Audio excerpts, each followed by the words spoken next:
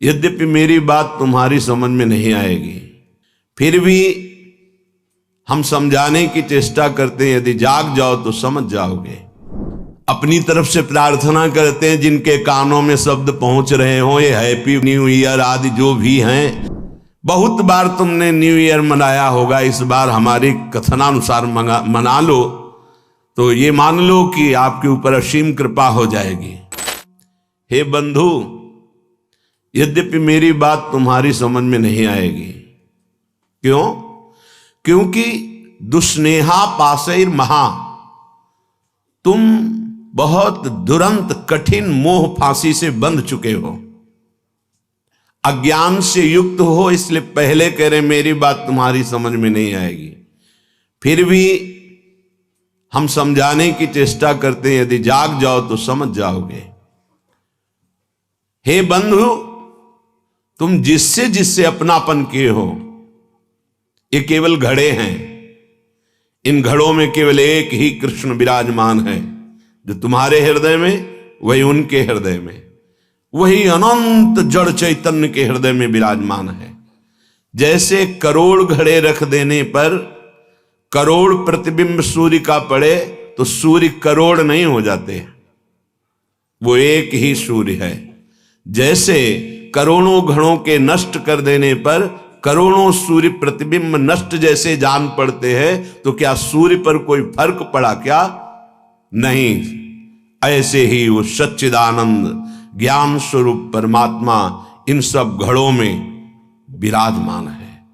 उसको न जानकर, उसको न मानकर हम इन शरीरों से प्यार कर बैठे।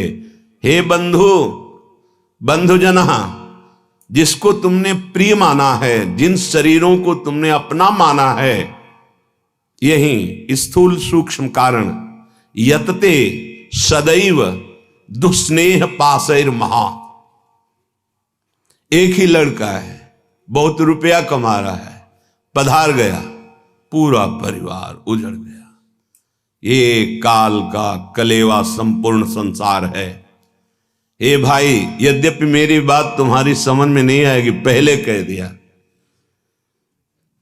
यहां सब प्रसन्नता चाहते हैं, आनंद चाहते हैं, सुख चाहते हैं, पर नाशवान दुखालय में बड़े आश्चर्य की बात है। बंधु, तुम मेरी बात नहीं समझ पाओगे। श्रीपाद कह रहे हैं, बड़े आनंदित, बड़े सुखी, बड़े हर्षित होते हैं जब अनुकूलता हमारे को घेरती है।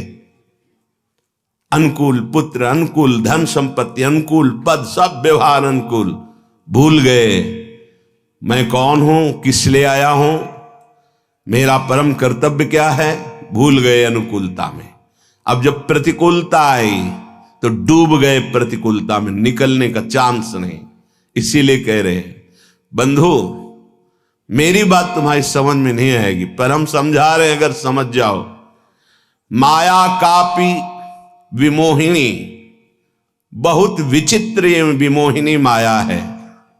कभी तो स्त्रिया कलालापः, स्त्री स्वरूप में ऐसी चेष्टाएं, मधुर भाषा, सुधामयम वाचो कामिनाम रसवर्धनम, वाणी अमृतमयी, हृदय में काम वेदना का प्रादुर्भाव, ऐसी चेष्टाएं, विमोहिनी माया।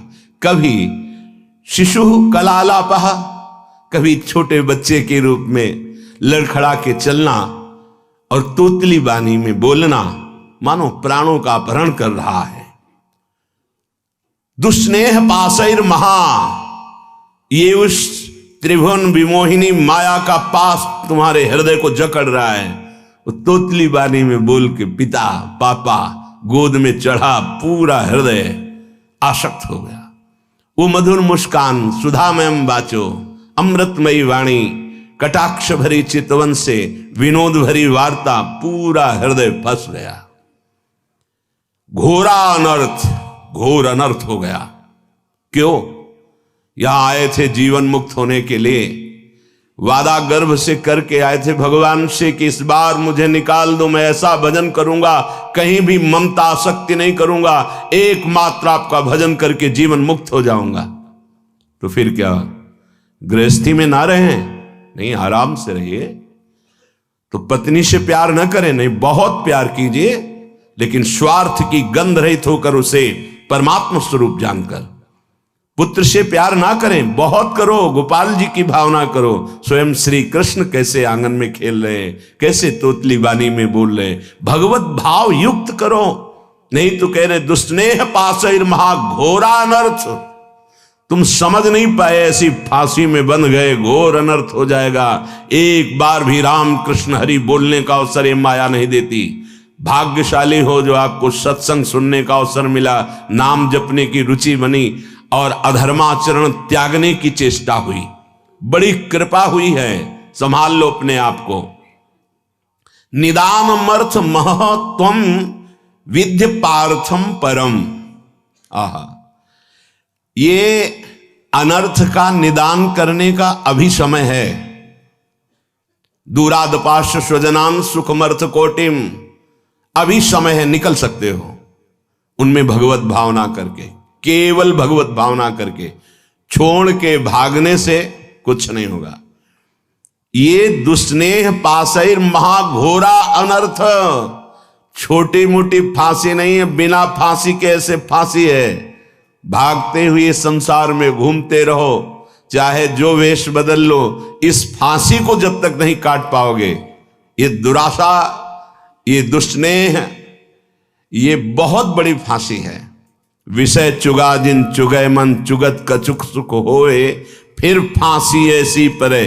फांसी नहीं दिखाई देती, लगी बहुत जोर की है। परिवार का राग, परिवार की ममता इतनी जोर की है कि हमें लगता है यही सत्य है। और ये हम साधारण पुरुषों की बात नहीं कर रहे, जो भागवत गीता शास्त्रों का अच्छा ज्ञान रखते हैं, रोज पाठ करते हैं, उत्तम कुल के हैं, बड़ा अच्छा स्वभाव, तो कहते हैं परिवार की चिंता। अरे यहाँ इतनी चिंताएं हैं, हम कहां से माला लेके बैठे, हमारे पास समय थोड़ी है। भैया जब काल आवे ना तो यही उत्तर दे देना, यम आवे तो यही उत्तर दे देना। लोग समझते हैं बाबा जी के पास कोई कार्य नहीं। कै बजे तुम जगते हो, कितना कार्य करते हो?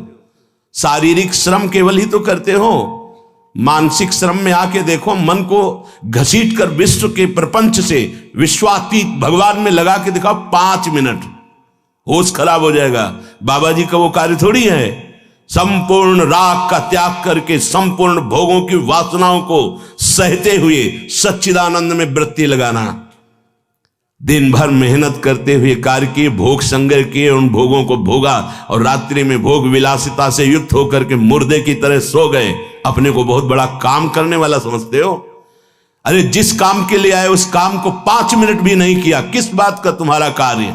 जब यहां से जाओगे तो एक मात्र तुम्हारे शुभ अशुभ कर्म तुम्हारे साथ जाएंगे, कोई नहीं जाएगा। घोरा अनर्थ, घोर अनर्थ कर दिया। अपनी तरफ से प्रार्थना करते हैं, जिनके कानों में शब्द पहुंच रहे हो, ये हैप्पी न्यू ईयर आदि जो भी हैं, जिनके जीवन में आते हैं, मदिरा पीना, मांस खाना, व्यभिचार करना, विलासिता करना, ये कभी भूल कर गलती मत करना। अगर हमारे शब्द पहुंच रहे हैं तो हम हाथ जोड़कर आपसे प्रार्थना करते हैं, कोई भी उत्सव मनाने के लिए पूरी रात नाम कीर्तन कीजिए। प्रातः काल होने पर पशु पक्षियों को दाना, गऊ को चारा, भूखों को भोजन, ठंडी है कभी 1 साल खरीद कर किसी कांपते हुए शरीर को उड़ा दो, हो गया तुम्हारा न्यू ईयर, तो हो गया तुम्हारा बर्थडे, हो गया तुम्हारा उत्सव। ये राक्षसी उत्सव, चलो आज चलते हैं अमुक जगह और वहां ये खान पान करते हैं, ये तुम्हारी दुर्गति कर देगी। 1 वर्ष तो गया ही भोगों में, अगले वर्ष के लिए नींव डाल दी राक्षसी, पूरा जीवन बर्बाद करने की। हमारी बात समझ लेना, हम तुम्हारे मित्र हैं, दुश्मन नहीं।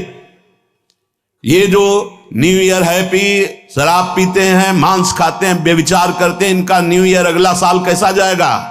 घोर पापाचारी, तुम्हारी दुर्गति होगी। ऐसे मिट जाओगे, नामो निशान नहीं रहेगा। ये साप नहीं है, वरदान है, समझ जाओ।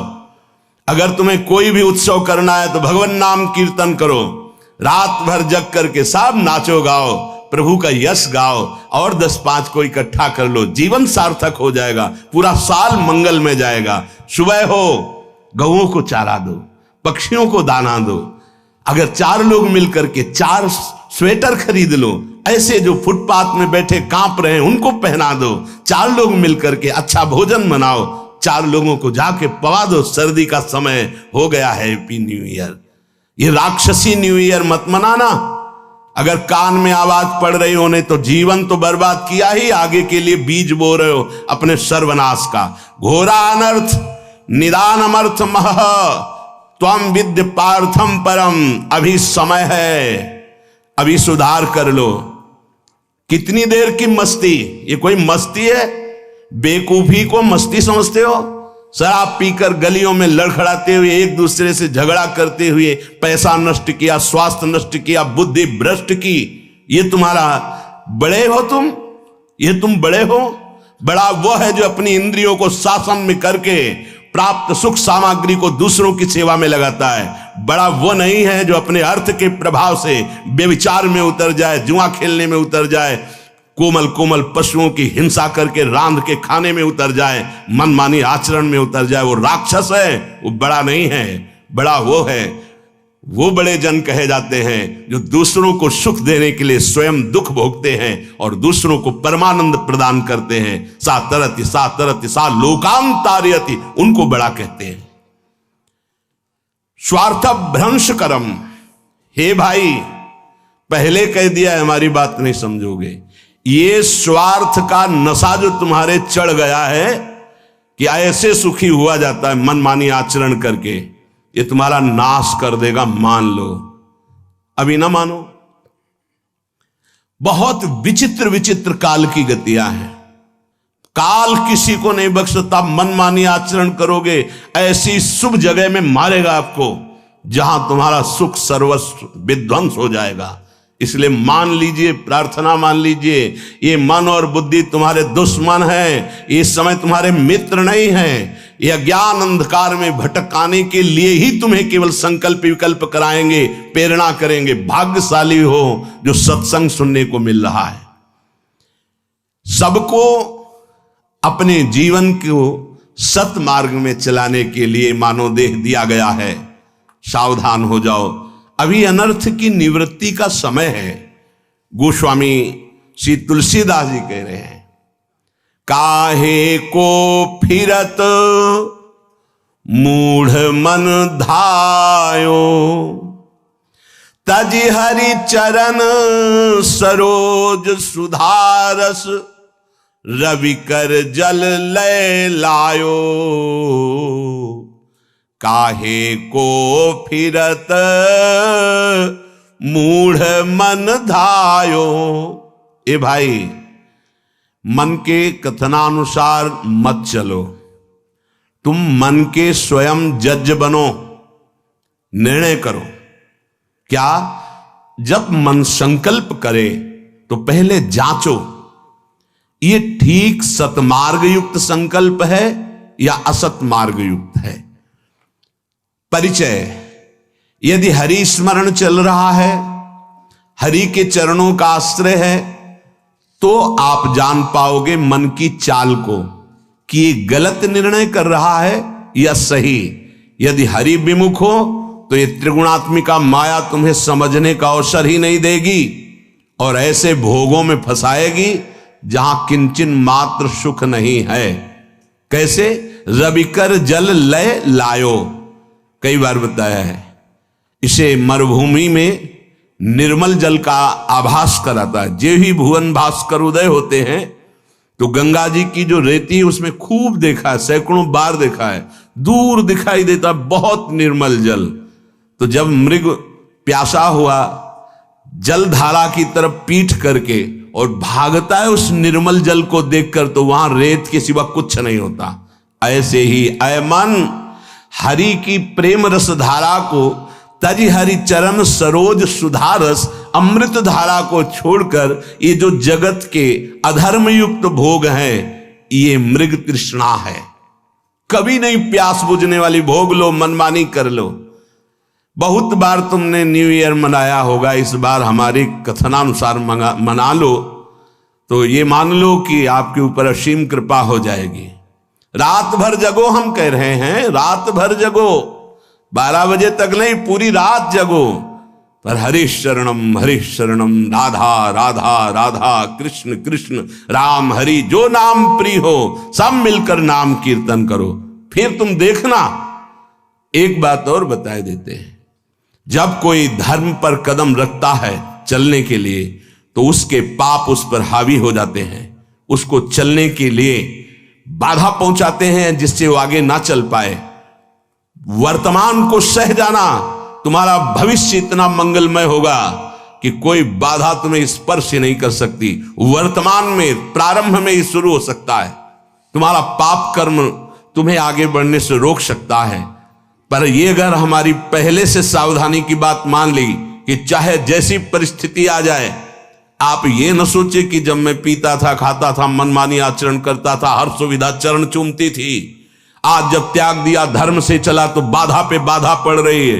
वो नहीं, वो बाधाएं नष्ट हो रही। आगे तुम्हारा मार्ग परम सच्चिदानंद प्रकाशमय सुखमय है।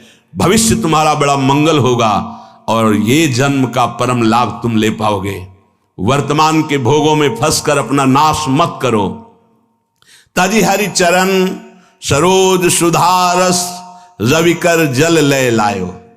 हर बार मन कहता है कि ये खा लूं तो ठीक हो जाएगा, मन ठीक हो जाएगा, ये भोग लूं मन ठीक हो जाएगा, ये पी लूं, ये देख लूं, ये कर लूं। कब तक? धिक्कार है ऐसे मन और धिक्कार है ऐसे अपने को कि हर बार इसकी बात मान लेता हूं कि शायद अब की बार सुख मिल जाए, लेकिन फिर हाथ में वही तृष्णा, वही भोग वासना, वही दुर्वासना। कभी तो पलट कर इसको जवाब देने की हिम्मत रखो कि अरे दुष्ट, बहुत फंसाया अब तक, अब सदगुरुदेव मिल गए, अब सत्य शास्त्रों के वचन मिल गए, अब मैं तेरी चाल समझ गया, अब तू नहीं फंसा पाएगा। लेकिन 2 घंटा पहले कसम खाइए और 2 घंटा में तुम्हें फिसला ना दे तो बता देना। 2 घंटा में भूल जाओगे कि हमने कसम खाई, फिर वही हरकत, फिर वही चेष्टा, फिर वही संकल्प। क्यों? क्योंकि नाम जप नहीं। श्री हरिवंश नाम बल्लहो, अपने मन भाई सब कहो, रहो शरण हरिवंश की।